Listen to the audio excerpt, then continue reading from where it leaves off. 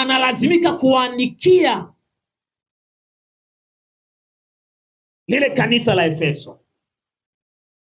Anaambia hivyo mfuateni Bwana. Unajua kwa nini anaanza na hivyo? Ni kwa sababu pale juu alikuwa ameanza kutaja vitu ambavyo wale watu wanatakiwa wasiendelee kuvifanya. Sasa katika ile sura ya 5 mstari wa kwanza anasema hivyo mfuateni Mungu kama watoto wanaopendwa. Na unajua ni kweli tunapendwa. Bwana Yesu asifiwe sana. Ukisoma katika Injili ya Yohana Mtakatifu sura ya 3 kuanzia mstari wa 16 anasema kwa maana jinsi Mungu aliupenda ulimwengu hata akamtoa mwanawe pekee ili kila mwamini asipotee bali awe na uzima wa milele. Upendo huu ambao Mungu aliamua kutupenda au aliamua kupenda ulimwengu sio kama ule upendo ambao sisi tunapenda watu. Bwana Yesu asifiwe sana. Maana sisi tunaweza tukapenda watu kwa ule upendo wa aina ya eros.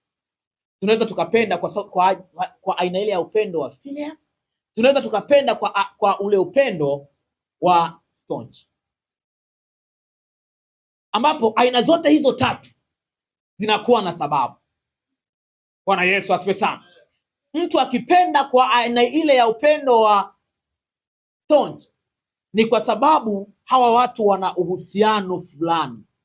Labda ni mwanae, ni ndugu yake, ni mtu wa kabila lake, wapo katika eneo ambalo hilo eneo sio sehemu ambalo wanaishi watu wa kabila hilo, basi kukutana pale unakuta wanapendana, utakuta wanatembeleana, wanapendana kwa sababu kuna kitu fulani kinachowaunganisha cha kimahusiano. Bwana Yesu asifiwe sana. Lakini pia mtu akimpenda mtu kwa sababu ya upendo ule wa aina ya eros ni kwa sababu huyu mtu kuna kitu anataka kukipata kwa huyo mtu. Bwana Yesu asifiwe sana. Kuna michuzi ameiona, anaanza kumpenda huyo mtu. Lakini kama mtu akimpenda mtu kwa aina ile ya upendo wa philia ni kwa sababu huyu mtu anataka kuingia naye huyu mtu kwenye mahusiano ya ndoa, anampenda kwa aina ile ya upendo. Lakini Mungu yeye alitupenda kwa upendo wa agape. Upendo huo wa agape ni upendo ambao hauna sababu, ni upendo ambao hauna mwisho, ni upendo ambao hauangalii chochote. Wenyewe ukishapenda umependa moja kwa moja. Bwana Yesu asifiwe sana. Ndio maana Biblia inasema kwamba Mungu alitupenda ulimwengu. Wakati Mungu anachagua kupenda ulimwengu, ulimwengu ulikuwa umejaa dhambi. Bwana Yesu asifiwe.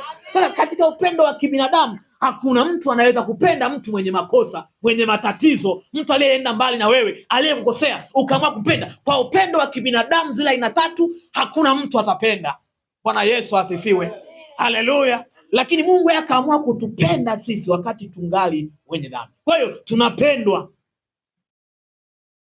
Ndio mtu wa Mungu. Hata kama watu wote wakakwambia kwamba wewe wanakuchukia, wakakwambia hawakupendi, dunia nzima wakakwambia wanakuchukia, wewe ujue kuna Mungu anayekupenda. Atakupenda leo, atakupenda kesho, atakupenda kesho kutwa. Upendo wake ni endelevu. Bwana Yesu asifiwe sana.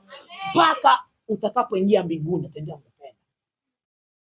Paulo anawaambia hivyo mfuateni Mungu kama watoto wanaopendwa. Manake kama watu wanaopendwa.